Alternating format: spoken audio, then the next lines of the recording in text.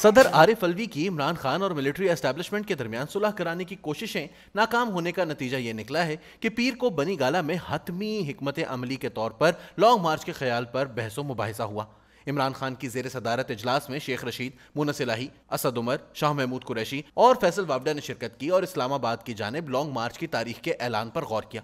अगरचे इजलास में मुज़ाकरात के लिए पसे पर्दा कोशिशों की हिमायत पर इत्तफाक किया गया, लेकिन यह फैसला किया गया कि 12 रबीउल अव्वल के बाद तारीख का ऐलान किया जाएगा।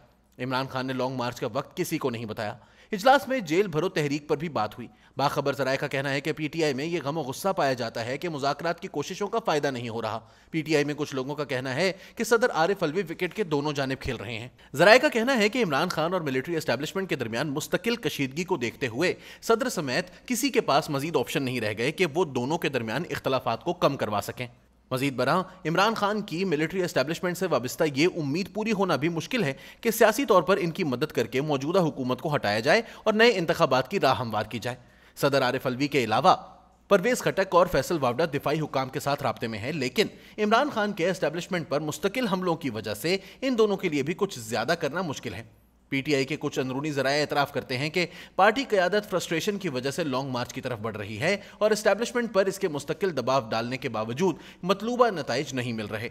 दूसरी जानिब नून लीग की जेर क़यादत हुक्मरान इत्तेहाद इमरान खान के साथ मामलात तय करने में दिलचस्पी दिखा रहा है। इमरान खान की हुकूमत जाने के बाद पीटीआई डट गई थी कि मौजूदा हुकूमत से कोई बात नहीं होगी और सिर्फ इंतखाबात होंगे, लेकिन बाद में इसने अपना मौक़िफ़ नरम किया और कहा कि पीटीआई वसी पैमाने पर मुज़ाकरात में शिरकत करेगी, बशर्त यह कि हुकूमत जल्द इलेक्शन के ऑप्शन पर बात करे।